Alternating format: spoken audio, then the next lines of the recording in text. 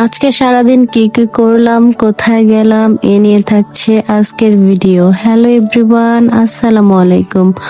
This is me অনন্য অনু। সকল ব্যস্ততার ঊর্ধ্বে হচ্ছে আমার সংসার। আগে আমার সংসার, তারপরে হচ্ছে সবকিছু। সকালবেলা ঘুম থেকে উঠে আগে রান্না বান্না সবকিছু জোগাড় করছি। আজকে রান্না করব পাবদা মাছ, চিংড়ি মাছ, লাল শাক ভাজি।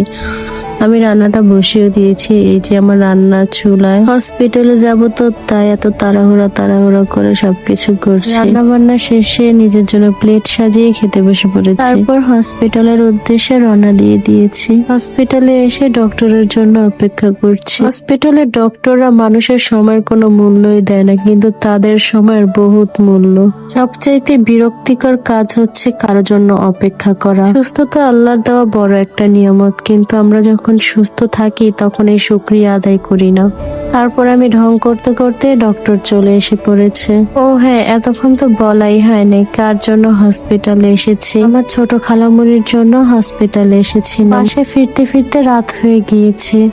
ভীষণ ক্লান্ত হয়ে পড়েছি। আজকের ভিডিওটা এই পর্যন্ত। সবাই ভালো থাকবেন। আল্লাহ হাফেজ।